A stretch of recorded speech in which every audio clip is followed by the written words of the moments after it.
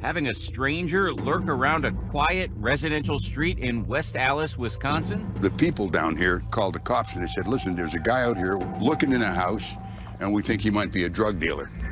The police are called in only to make an eye-popping discovery. The mystery man's rented SUV looks like an arsenal on wheels, loaded with handguns, rifles, ammo, a stun gun, a high-zoom camera, and a satellite computer. That sounds like this guy's going to war. It sounds like he's a hitman, doesn't it? That man, Dwayne Powell, swears he's not a hitman. Instead, he says he's a $10,000 a week private eye with a very famous client. The company I work for is huge. So why are they spying on this 80-year-old man who plays the horn for a living? What kind of super dark secret world is this you get yourself involved in? I have never met a more competent, a more intelligent, a more tolerant, a more compassionate being. A story that affects every Scientologist. Scientology. Powell says the church is his client, and his target, the estranged father of David Miscavige, the church's all-powerful, wildly controversial leader. When somebody enrolls, consider he's joined for the duration. Tonight, the explosive new book that's causing a he said, they said between one man and the church he left behind. It was an escape. You think you can just walk out? No. It's not just that he decided to write a book, he decided to tell a false story. A deafening crack in Scientology's royal family. David is backstage, literally tearing me apart verbally, cursing, yelling, screaming at me. When he's screaming at you, do you ever think, I changed this guy's diapers? How ex-members now depict Gold Base, the church's mountainside paradise, Scientology style, gated with tight security. They say your mail is checked, that your phone calls are monitored. Is any of this true? Well, some of that is true, but that doesn't make it a prison. Tonight, the story the church doesn't want you to hear. I raised him, and to come to this, what the hell is this? This is nuts. A father's story. Good evening, I'm Elizabeth Vargas. I'm David Muir. Right here tonight, the ABC News exclusive. As a father now faces off against his very own son. And not just any son, but the powerful leader of the Church of Scientology, David Miscavige. Revered by some, reviled by others. And now the subject of a blockbuster new book titled Ruthless, which comes out next Tuesday. The publishers tell us that lawyers from the church asked them not to release it. So what's in it that has the church on high alert? Dan Harris finds out. You have written a whole book about your son, and you've called the book Ruthless. Yeah. It's a pretty damning charge to level against your own child. He wasn't always that way. When he was a kid, I am telling you, he was a lovable kid. Ron Miscavige says long before his son became the almighty leader of one of the most controversial new religions on the planet, How much must one do to call themselves a Scientologist? before all those speeches to cheering crowds of believers, and before all that elbow rubbing with celebrity Scientologists such as Tom Cruise, John Travolta, and Kirstie Alley, David was just a regular kid growing up in this middle-class neighborhood in Willingboro, New Jersey. They had 4 kids over there. Phyllis and Gil had 2 girls. Aluminum siding, public swimming pools, children bicycling in the street. Ron, a salesman and aspiring musician, is raising 4 kids with his wife Loretta, the oldest, Ronnie, David and his twin sister Denise, and their younger sister Lori. So you spent 12 years right here on the street. 12 years right here, yeah. Ron says young David was a strong student with an even stronger will. David's not a big kid. Not at all. And yet he was getting into fights. He was a tough kid. I mean, for his size, he's like a stick of dynamite, you know? In your book, you describe him having a habit of saying not so kind things about other people, even as a boy. Yeah. It seems to me from reading your book, to you, in hindsight, that's a bit of a red flag. It was a bit of a red flag in hindsight. But at home, it's not as if Ron himself is receiving world's greatest dad coffee mugs on Father's Day. Marriage-wise, we didn't have a great marriage at all. We had strife, and there was some domestic abuse, which I don't ever feel good about, and I don't think you can make excuses for that no matter what or how much time goes by. When you say domestic abuse, what do you mean? I'd strike her. I'd hit her in the arm or something like that. In front of the kids? And in front of the kids, yeah. Ron's mea culpas notwithstanding, the church says his acts of domestic violence are much more serious and more frequent than he admits. In fact, the church says the book, co-written by another former church member who's now a fierce critic of church management, is filled with half-truths and outright lies. It's, in my view, a literary forgery. The church rarely grants on-camera interviews, but it's taking Ron's book so seriously that it dispatched attorney Monique Yingling to discredit the author. What has David Miscavige's response been to this book? I think he's, on a personal level, I think he's probably very, very sad that his father would do this. There seems to be no explanation except that his father is trying to make a buck off of his name. This unusual family history and subsequent family feud was set in motion in 1968 when Ron first hears the word Scientology at a business meeting.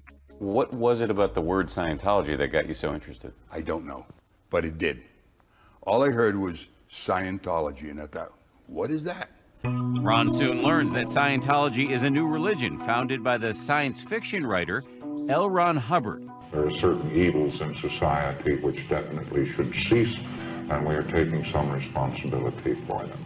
So I went to a place where there was a guy who was teaching Scientology. He would do drills to teach you better communication. So it was useful for you, I would imagine, as a salesman, yeah, and also as a guy who was in a marriage that had a lot of arguments involved. Yeah. And he says Scientology works wonders for him. Soon he starts paying for one of the central practices of the faith, a sort of counseling called auditing that uses a Scientology device called an e-meter. Look, I didn't know what I was looking for. I knew I was looking for something. And when I got in Scientology, I felt that I found what I was looking for, which did have a lot of answers to life on a basic level. So many answers, so many life-changing benefits, Ron feels a duty as a parent to introduce his son David to Scientology as well. He hopes that somehow the auditing can help with his son's biggest problem, a nasty and recurring case of asthma. He would get severe attacks. These must have been terrifying episodes for you as a dad. That's putting it mildly. And so it comes to pass that in 1969, at the tender age of 9, David Miscavige has his first auditing session. About 45 minutes later, David walks out, smiling, bright. And in that moment, the future is born, a future of fame and power as David Miscavige rises to the highest levels of Scientology, and a future of turmoil and pain as his family life erupts into a civil war. So you think that was the key turning point in his whole life? I know it. Behold his mighty hand! Miracles, as commonly understood in the Judeo-Christian tradition, are not a big part of Scientology theology, a modern doctrine which draws not from ancient scripture, but instead from the mind of its founder, the science fiction writer L.Ron Hubbard. This is the critically panned movie version of Hubbard's novel, Battlefield Earth. It starred noted Scientologist John Travolta. Send some guards out and round them up. But back in New Jersey, Ron Miscavige says something close to what Christians might call faith healing occurs in 1969. That's when he takes his undersized, asthmatic 9-year-old son, David, for his first session of auditing, a kind of Scientology counseling. About 45 minutes later, David walks out, smiling, bright. That's what happened. He says, Dad, it's handled. So your view at the time was that his asthma was cured by Scientology? Let's put it this way. It mitigated it considerably. I think it was at that moment that he decided he's going to do something with this. So you think that was the key turning point in his whole life? I know it. I know it. According to Ron, this moment is a sort of conversion experience for the entire family. Now everybody starts studying Scientology, with David setting himself apart as something of a prodigy. What do you think he was getting out of it? Satisfaction that he was helping somebody. This is my compositions. By the year 1975, Ron's music career hits a high note. He even puts out this rather groovy album, while David's Scientology career is really taking off. He's now a young auditor, and he decides to join the church's priestly order, the Sea Organization, or Sea Org. The group's distinctive look, medals, gold ribbons, and dress whites were modeled in part on Hubbard's own time in the U.S. Navy. I want to go and help L.Ron Hubbard. And I thought to myself, hey, I'd be pretty proud of him. So I said, okay, I'll help you whatever I can. David heads to Scientology's spiritual headquarters in Clearwater, Florida, which involves signing a billion-year contract, meaning you agree to work for the Sea Org in your future lives. While in Clearwater, he meets Lois Riesdorf, who says she recruits David to join the Commodore's messenger organization, L.Ron Hubbard's personal elite unit within the Sea Org. He was very, if I could say, gung-ho, had a lot of spark. When he was 16, he was a climber. He wanted to be at the top. And he gained a reputation of being really tough, like you didn't mess with him. Pretty soon, David finds himself in the orbit of the founder, L.Ron Hubbard, who has gone from writing science fiction to writing volumes of sacred Scientology texts. Teenage David moves west without his family, where Hubbard, sometimes known by his initials LRH, is building secret new bases and shooting Scientology training films. Dave ended up being a cameraman, but in the beginning, we used to call him the Kid, and LRH would call him the Kid. While Ron Miscavige is back east selling cookware and cutlery, what his son is doing during this period of time is a matter of intense dispute. The church is adamant that Hubbard decided early that David Miscavige would eventually succeed him. There never ever was any doubt whatsoever that Mr. Hubbard intended Mr. David Miscavige to be the leader of the religion after he had departed this life. That's not how Lois Riesdorf remembers it. She says Hubbard wanted the church to be run by a committee after he died, not one person. But Riesdorf says after Hubbard goes into seclusion in 1980, Miscavige's influence and power grow unchecked as he evolves from the Commodore's messenger into a gatekeeper. He started to get power and started to pull in people onto his side. And it ended up being like a coup, where you had half of the management took over and kicked out the other half. Riesdorf says she is part of that other half and that she's relieved of her executive duties. It was a betrayal. In the book, you say that your son really developed a taste for power in the Sea Org. There were no checks and balances on him at a certain point where he could just go ahead. He just assumed that power. The church says neither Lois Riesdorf, who they say was expelled in 1982 by Hubbard personally, nor Ron have first-hand knowledge of these events. Instead, they point out that during this time period, Ron is dealing with his own serious issues.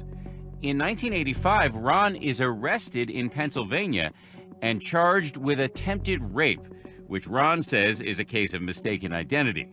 David arranges for his father's defense. He said, listen, you're not on your own. They're going to take on the whole Church of Scientology. The charges are dropped after a pretrial hearing.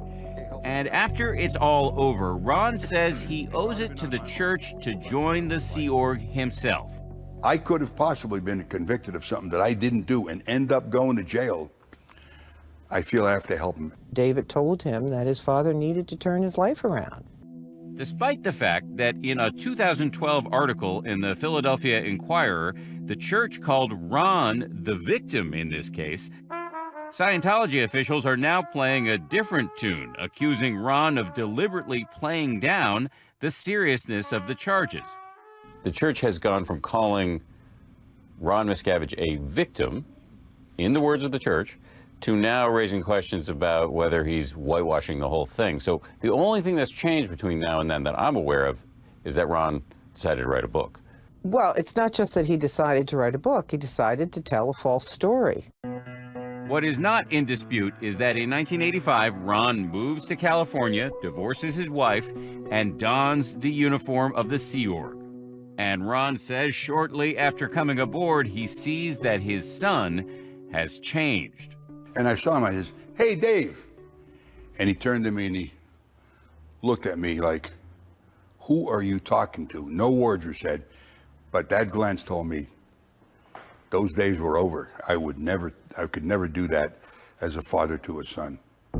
In 1986, David Miscavige announces a seismic event for the church. L.Ron Hubbard has died. The being we knew as L.Ron Hubbard still exists. However, the body he had could no longer serve his purposes. The next year, David officially becomes the head of the church, taking the title Chairman of the Board. He is now alone at the top. From now on, he will be the star of the church's Olympic-sized celebrations. He will lead the church through some of its greatest triumphs, like winning its tax-exempt status. The IRS issued letters recognizing Scientology, and every one of its organizations has fully tax-exempt. The war is over! And he will spearhead the charge to bring celebrities into the fold. Just last month in Los Angeles, this billboard goes up, condemning a Scientology policy called disconnection, where, according to critics, church officials pressure parishioners to cease communicating with family or friends who leave and criticize the church. I think it's terrible. I don't think you could do a worse thing to a person than have him split up his family so they won't talk to you anymore. You lose your children, and they do it. This is what Ron says happens with his two daughters, Denise and Lori, not long after he leaves the church. They won't talk to me. My grandchildren don't talk to me, which is their kids, and I've never met some of my great-grandchildren. I don't even know how many there are. That is terrible. That is terrible, okay? That's why I'm doing this, Stan. You have a number of great-grandchildren and you don't know the number. Hey, hang on a second. Jesus Christ, Sorry. I gotta get focused. Sorry, buddy. No, no problem. This is tough. This is tough. Right, it's tough. Scientology says this is another blatant example of Ron failing to tell the full story. With respect to Ron Miscavige, he's saying his daughters were pressured to disconnect from him by the church. It is simply not true. The church never entered into giving them any pressure. Ron's daughters declined to give an interview to ABC News, but through an attorney tell us they have very good reasons to cut off all ties with their father. Ron's daughters have relayed that they grew up in a house that they would call a chamber of horrors. Ron's daughters allege that he physically abused their mother and them as well, striking them frequently with his fists and his belt. Ron says he did spank the girls occasionally and sometimes struck his wife, but he says his daughters' claims are greatly exaggerated. I never thought that they would resort to this. I knew that I was going to be discredited, and I want David, who probably wrote this stuff, you come on television and confront me in person. His daughters tell us, though, that perhaps the last straw for them was when their father moved in with their older brother, Ronnie, who they say abused them physically when they were children. Ronnie Miscavige would not speak with us either, but his father did address the charges. He denied it totally. And when they were growing up, I never knew or never even heard that any of this went on. As for the church, it says there is a policy of disconnection, but that it's a voluntary choice made by the members themselves, not under pressure. Scientologists know what the policy is, and it's a policy that they want to abide by. They do believe that their spiritual progress would be impeded if they continue to communicate with someone who just attacks the church nonstop. That's what they believe. So they can decide that they want to follow that policy. ABC News gathers a group of former Scientologists who show us photos of family members still in the church who they say have disconnected from them. My name is Skip Young. My name is Shelley Britt Correas. My name is Lori Hodson. The church denounces these people as enemies of Scientology whose family members had ample reason to cut ties. This is my sister. This is my son, Craig. These are my children, Jeremy and Jessica. Lori Hodgson raises her children as Scientologists, but she says when the church and her ex-husband wants their daughter to drop out of school and join the Sea Org at age 15, she objects to no avail. She came home the next day and said she wants to drop out of school, dedicate her life to Scientology, that the world's going to blow up, that she's doing this for me, and she was terrified to go to school. 3 years later, her son joins the Sea Org as well. Fed up, Hodgson quits Scientology in 2010 and starts speaking out against the church. In these texts from 2011, Hodgson asks her son if she can visit him for Mother's Day, telling him, "I really want to see you, and I miss you so very much." He texts her back saying, "What you are doing is not okay with me," and that if she wants to speak with him, she must get back in good standing with the church. I just said, I can't do that. I just want to be your mom. I don't care if you do Scientology, just let me be your mom. I want to be in your life. But as of now, both of her children refuse to speak to her. It's not right what they're doing to families. It's not just my family. There's many, many families all around the world that are broken up to this connection. The church has provided ABC News with video statements from both of Hodgson's children. She keeps going to the media and putting our personal information in our life for the world to see with, false information, and which is just going to upset us. I don't believe that she really wants a relationship with me. I think it is more important for her to have this vendetta against my church than to have a relationship with me. When the church says to us, this idea that we break up families is completely untrue, how do you respond to that? People are not lying. Their pain is real. Their daughters are not talking to them. Their sons are not talking to them. There are people who don't know, have never met their grandchildren. This is real. It's a real thing. Look, the reason I wrote the book is so I can do something effective to change that policy of the church, which is disconnecting families from each other. That's why I'm talking to you here. Despite all the nastiness now erupting into public view, Ron Miscavige insists he still nurses hope for reconciliation. After everything that you say has happened, can you forgive him? Yeah. It's the only way anybody can move forward. Ron said that he forgives his son. He has nothing to forgive. His son has done nothing to him but care for him. Do you still love him? Yes. Hard to believe, isn't it? If he were here, and if he would do it, I'd shake his hand and I'd give him a hug.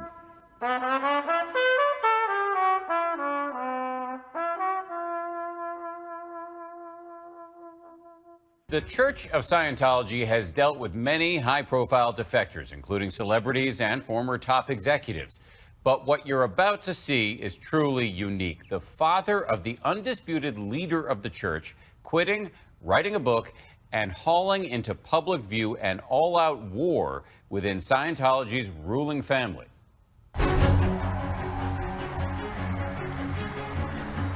I have never met a more competent, a more intelligent, a more tolerant, a more compassionate being. That is how Tom Cruise describes David Miscavige, the unquestioned leader of Scientology, one of the most controversial new religions on the planet. It's a story that affects every Scientologist. Within the church, he is exalted. Well, thank you very much. It's truly my pleasure to join you. He holds forth in front of adoring crowds and rubs shoulders with celebrity parishioners such as Cruise, John Travolta, and Kirstie Alley. But among some former members, he is wildly controversial. He uses that power to hurt people. We were hoping to talk to David Miscavige, and he's here tonight. I don't think that'll be possible, and today he's going to be very busy. Miscavige is famously press shy. It's not going to be cool to be set up out here this afternoon. His last live television interview nearly 25 years ago, right here on Nightline. If I may just interrupt for a moment, you realize there's a little bit of a problem in getting people to talk critically about the Church of Scientology, because quite frankly, they're scared. Oh, no, no, no. But tonight, new claims about the secretive world of Scientology and the man at its center. Let's face it, Scientologists have not been treated like members of other religions, ever. From an unusual source. So you spent 12 years right here on the street? 12 years right here, yeah. Good memories here? Pretty good memories. Ron Miscavige, David Miscavige's father, has left the church and is speaking out for the first time exclusively to ABC News. You have written a whole book about your son, and you've called the book Ruthless. Yeah. It's a pretty damning charge to level against your own child. He wasn't always that way. Ron Miscavige says he's written this book because of a Scientology policy called disconnection, which he says has torn his family and many others apart. I raised him, good or bad, and to come to this, what the hell is this? This is nuts. The church says Ron's book, co-written by a former church member who's now a noted critic of church management, is filled with half-truths and outright lies. It's, in my view, a literary forgery. Scientology granting us a rare interview with attorney for the church, Monique Yingling. What has David Miscavige's response been to this book? I think he's, on a personal level, I think he's probably very, very sad that his father would do this. There seems to be no explanation except that his father is trying to make a buck off of his name. While the church is attacking him, Ron is getting support from a prominent voice. I'm going to get there first. Leah Remini, former star of The King of Queens, who also left the church and wrote a book called Troublemaker. Hey. Oh, you look like $1 million. It's great seeing you, I tell you. How are you? Good. You're getting better looking, you know that. So the two of you guys haven't seen each other since you were both active Scientologists. That's right, yeah. Yeah. He has a right to tell his story. I have a right to tell my story, and so do thousands of others. This unusual family history and subsequent family feud is set in motion in 1968 when Ron, a father of 4, a salesman, and aspiring musician, starts dabbling in Scientology after learning about the new religion founded by science fiction writer L.Ron Hubbard at a business meeting. There are certain evils in society which definitely should cease, and we are taking some responsibility for them. He says Scientology works wonders for him. Look, I didn't know what I was looking for. I knew I was looking for something.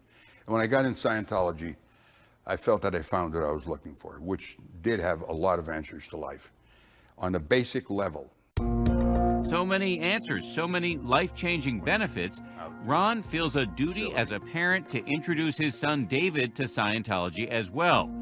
He hopes that somehow auditing, a sort of counseling that uses a Scientology device called an e-meter, can help 9-year-old David with his asthma.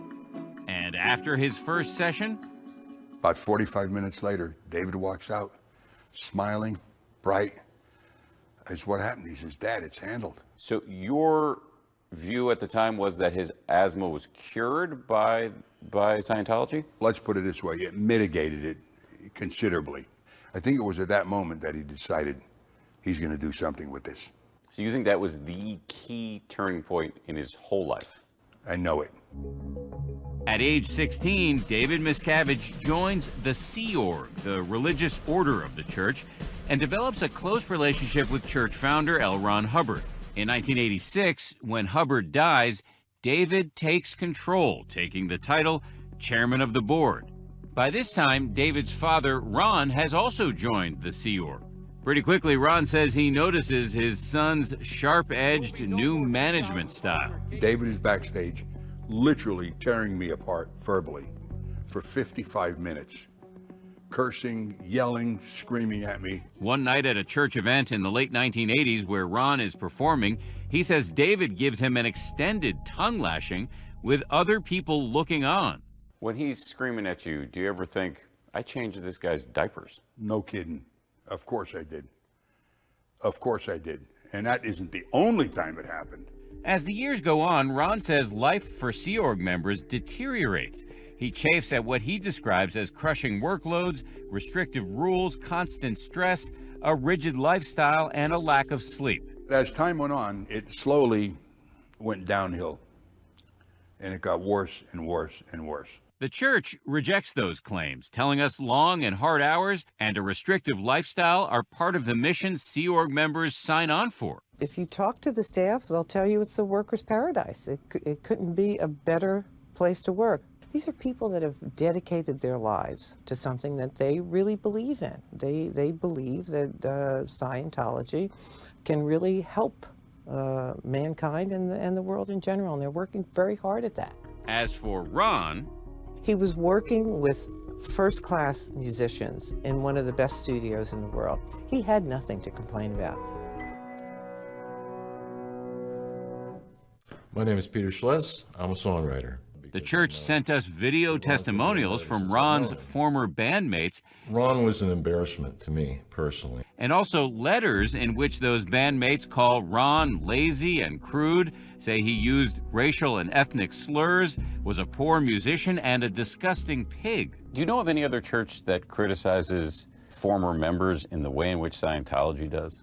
Well, I think it all depends on the circumstances. Certainly, you see that happen with respect to the Vatican and so on. When the Vatican gets attacked, I mean, they have something to say about the attackers. If somebody leaves the Catholic Church, do you really think they're going to be on the receiving end of this level of vitriol?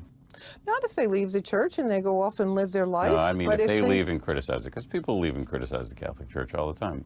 Yes, exactly. And I do think that if people in the church are asked for their opinion of this particular person, that you may well get the same kind of criticism. But it's not as if the people were just randomly asked. This is the church itself asking its parishioners, videotaping it, and giving it to ABC News. Well, again, the facts are what they are. Ron says the facts are that by 2012, he can no longer bear life in the Sea Org. So, along with his wife, Becky, who he married after divorcing David's mother, he makes a radical move. He quits.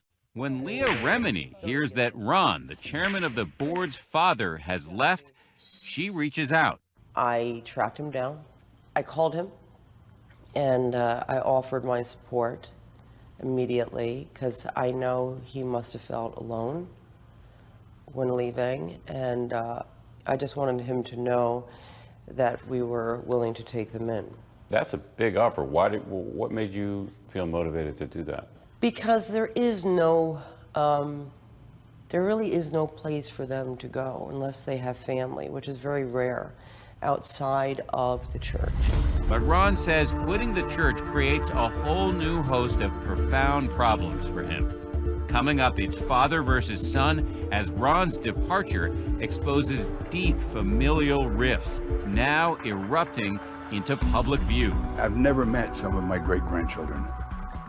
I don't even know how many there are. That is terrible, okay? That's why I'm doing this. Stay with us. 2 hours east of Los Angeles, in Hemet, California, sits a 500-acre Scientology compound known as Gold Base. The church characterizes the base as a slice of Scientology utopia. These official videos show a spotless complex with state-of-the-art facilities, gorgeous landscaping, and flowing fountains. They tell us the food here is great too. When she arrived for her interview with 2020, Scientology attorney Monique Yingling brings along these baked goods as edible proof. If you talk to the staff, they'll tell you it's the workers' paradise. It couldn't be a better place to work. This is where Ron Miscavige works after signing up for the Sea Org in 1985. At first, Ron says he enjoys himself. He joins the band and gets to play all over the world. That's him jamming with Scientologist and soul legend Isaac Hayes. What's more, he believes he's helping to change the world through Scientology. On a more personal note, he meets his second and much younger wife, Becky Bigelow. So Ron is happy for a time, but he says he can't help but notice his son's sharp-edged new management style. David is backstage literally tearing me apart verbally for 55 minutes, cursing, yelling, screaming at me. One night at a church event in the late 80s where Ron is performing, he says David gives him an extended tongue lashing with other people looking on. When he's screaming at you, do you ever think, I changed this guy's diapers? No kidding. Of course I did. Of course I did. And that isn't the only time it happened. Look, I'm the one that got him in Scientology. I raised him, good or bad. And to come to this, what the hell is this? This is nuts. The church insists Ron doesn't actually know much about David's management style because they simply didn't spend much time together. The thing I find disingenuous. David was busy with much bigger things, like conducting this live interview on ABC's Nightline with Ted Koppel in 1992. You want to bring me up an allegation, you confront me with it. And of course, there were the celebrity Scientologists to manage. I'm gonna get there first. Like King of Queens actress Leah Remini, now a vocal ex-member who published her own memoir about her life in the church, Troublemaker, last year. I think David Miscavige loves his position and power, and he uses that power to hurt people and comes down hard on anybody who questions him. Leah is a big deal, but there is no more prominent celebrity Scientologist than Tom Cruise, with whom David bonds in 1990 during the filming of Days of Thunder. What's the relationship between your son and Tom Cruise? Tom Cruise thinks that David is the top Thetan or top spiritual being on this planet. The top spiritual being on this planet? Yes, now that L.Ron Hubbard is gone. They're like the best of buddies. What is the difference between being a Sea Org member and being a celebrity in the church? Well, it's like, you know, getting to be at the cool table. For those not at the cool table, life at Gold Base can allegedly be more harsh than these glossy church videos might suggest. By 2006, Ron and Becky move on to the base, as most staff members are told to do, and soon, he says, they start chafing at some serious restriction. I'm living on a compound where your mail going out is read before it's sealed and sent out, where before you get your mail, it's opened and read before you get it. And your phone calls? Phone calls, you're on the phone, somebody else is listening on an extension. I was in charge of the security in all aspects for every acre of property here. When 2020 visits Gold, we bring along Gary Moorhead, a former Scientologist turned critic, who says he was once director of security for the church. It would go through people's personal belongings out at their birthing, where they slept, obtaining bank records, date of birth, passwords, any personal information, where their family addresses were. Former Scientologist Mark Fisher says when he tried to leave the church in 1990, his one-time roommate, David Miscavige, exploded. He was kicking, pulling at me, pulled my hair, punching at me. I have no idea how long it went on. Finally stopped. And then I reached behind my head because it felt kind of moist, and I pulled my hand back, and my hand was bloody. And I said, you made my head bleed. We spoke to a man named Mark Fisher who claims that in the summer of 1990, David grabbed him by the throat and kicked him and punched him. To your knowledge, is any of this true? Not that I know of. But we have heard from numerous former staff members that David Miscavige has at times punched, kicked, and even choked Scientologists. To my knowledge, that is not true. Why do you think they're saying this? Because I think they believe it is a way to somehow get at David Miscavige. He is so caring. The church sent us 126 interviews they recorded with their parishioners praising their leader. He has the heart of a lion. Dedicated to our religion. Mr. Miscavige is an amazing person. I will love him forever. Ron's testimony is different. He says by the late 2000s, the crushing workload, the discipline, and lack of sleep on the base become unbearable. The church rejects those claims, telling us long and hard hours and a restrictive lifestyle are part of the mission Sea Org members sign on for in those billion-year contracts. They're very proud of what they do. And they may work hard, they may work really long hours, even longer than we do, but they enjoy it. As for Ron, he was working with first-class musicians in one of the best studios in the world. He had nothing to complain about. To prove it, the church has provided 2020 with pictures of Ron at leisure, enjoying fancy birthday meals provided by his son, and even getting a car for his birthday from David and his 2 daughters. My name is Peter Schless. I'm a songwriter. The church also sent us video testimonials from Ron's former bandmates. Ron was an embarrassment to me, personally. And letters in which those band members call Ron lazy, say he used racial and ethnic slurs, was a poor musician, and a disgusting pig. Do you know of any other church that criticizes former members in the way in which Scientology does?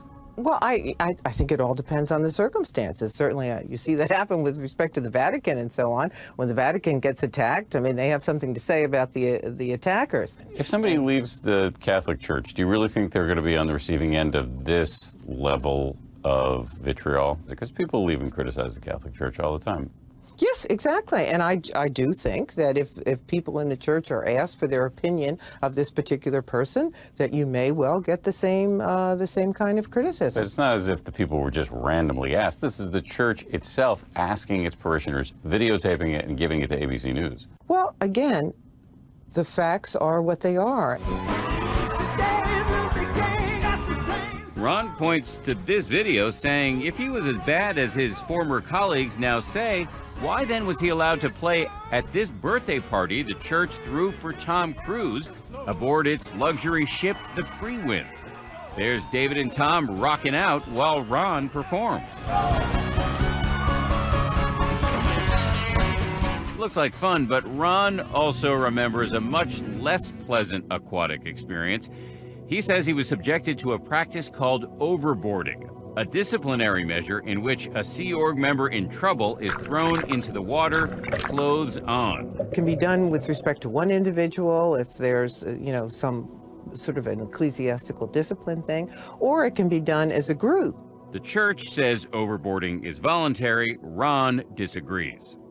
I'm going out there and I'm thinking to myself, this is straight lunatic asylum stuff. This is going to make me better. The only effect it had on me is make me all the more want to possibly get out of there. It's Sunday morning, March 25th, 2012, and Ron Miscavige and his wife Becky are attempting what they describe as one of the riskiest moves of their lives. When you were pulling up to the gate, was your heart pounding? I would say so. I would say that was like a moment of truth for me. For months, they say they've planned what they call their escape from Gold Base by conditioning the guards into letting them make regular Sunday trips to the music studio across the street. And it all comes to a head when Ron drives the Ford Focus his son gave him up to the security gate. He presses the button, and to his relief, the gate opens. I drove out slowly so it wouldn't arouse suspicion. When I turned left, I put my foot right to the floorboard. I knew we were free. I knew they couldn't catch us. What was it like in this car? I'll tell you what it was like. Let's say you were under a pile of rocks. It was like all of a sudden, it was gone. The church scoffs at the idea that this was an escape. It is not a prison. People can come and go as they please, and they do. You call it an escape. Was it really an escape? As opposed to what? Just leaving? No, it was an escape. You can't leave. You think you can just walk out? No, you will be stopped. I escaped. I wouldn't open up the gate. I'd send my rover guard down there to meet up with him face to face in case he started scaling it, and I'd try to calm, cool, and collectively talk to him on the intercom. Gary Moorhead, the former security chief at Gold, says he had many ways to discourage would-be deserters from leaving and ways to track them down if they did. Nobody would ever try to scale the mountain because it takes you nowhere. We'd figure out how much time they've been gone, when they were last seen, how far away could they be. The amount of sheer pressure that I would get until that person was back here was incredible. Once Ron and Becky are off the base, they drive for 3 days, heading straight to Wisconsin, where Becky's mother lives. What were those first few hours and days like? Undescribable. Undescribable. When Leah Remini hears that Ron, the chairman of the board's father, has left, she reaches out. I tracked him down. I called him, and I offered my support immediately, because I know he must have felt alone when leaving, and I just wanted him to know that we were willing to take them in. That's a big offer. What made you feel motivated to do that? Because there really is no place for them to go unless they have family, which is very rare outside of the church. That may be why, despite all of Ron's complaints about David and the church, he soon sends his son a letter asking for money. He did give you $100,000 to buy a house. Absolutely, yeah. And that letter, I said, hey, listen, I've spent a lot of years in the Sea Org. I couldn't live under those conditions. I have very little money paid into Social Security. If you can give me some financial help, I'd appreciate it. Why do you think he did it? I go back and forth thinking that maybe he read it and he's thinking, you know, he is my old man and he's old. Maybe I'll help him out. And then on the other hand, I think, well, maybe he did it just so it would be insurance that I wouldn't do anything. And I wasn't going to do anything. Meaning you wouldn't go public? Yeah, I had no intention, even before he sent me the money. But remember, the church takes out more, quote, insurance on Ron, those two heavily armed private eyes, a father and son team who follow him for a year. The church denies David himself had anything to do with their mission. Who hired these private investigators? Attorneys working for the Church of Scientology. So attorneys working for the church would hire private investigators to follow the father of the leader of the church without telling the leader of the church? Yes, lawyers use private investigators all the time for, you know, varieties of reasons, and it's just no big deal. Well, it seems like a big deal to Ron, especially after he hears what the PIs told police about an incident outside this grocery store. Here's what happened, okay? I thought my cell phone was going to come out, put my hand on the T-shirt pocket where the cell phone was to stop it from falling out, and that looked to the PIs like I was having a heart attack. David called my dad and said, if he dies, he dies. Don't intervene. It was a mandate from David not to... He just said, don't go intervene with it. Let it happen. If it's time, it's his time. When you heard that he allegedly said this... It was a shot to the head. It was like somebody punching me in the chest with a sledgehammer. What did it lead you to conclude about your son? That his position in the church and his public relations and his image meant more to him than a father. The church produces this statement from Dwayne Powell, the private investigator who now says he never spoke to David Miscavige and that both the police and Powell's own son, Daniel, his partner, got it wrong. I have the police report here. Dwayne Powell, the father, the private investigator, said that he saw Ron grab his chest, was concerned. A man named David got on the phone and said, if he dies, let him die. It's not true, and Dwayne Powell has said that it's not true. The police stand by their report, telling us, quote, there is no confusion. With the church, they will deny everything. Probably going to come out with stuff on me that's going to make me look like I'm the worst person who ever lived. This is their modus operandi. L.Ron Hubbard said, don't defend yourself, attack. Attack. Attack. And that's how they operate.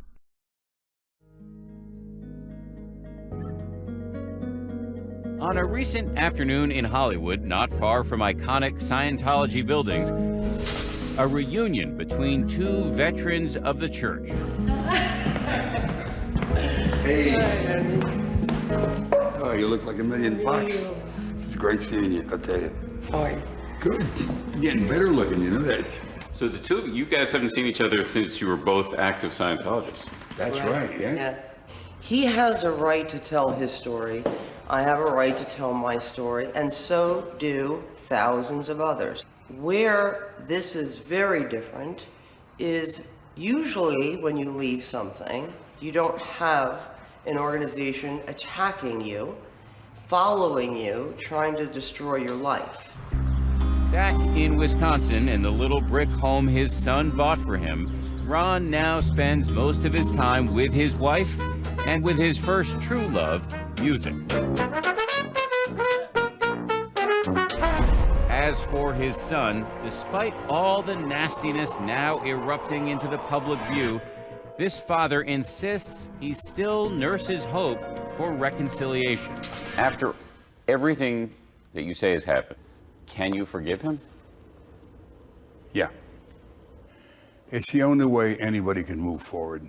Ron said that he forgives his son. He has nothing to forgive. His son has done nothing to him but care for him. Do you still love him? Yes. Hard to believe, isn't it? If he were here, and if he would do it, I'd shake his hand and I'd give him a hug.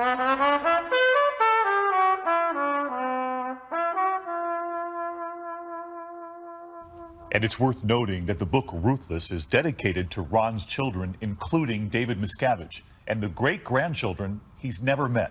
So our question for you right here tonight about the controversial policy of disconnection. Could even the most deeply held religious convictions cause you to completely break apart from your own family? Let us know your thoughts on Facebook and Twitter. Incredible hour from Dan Harris tonight. And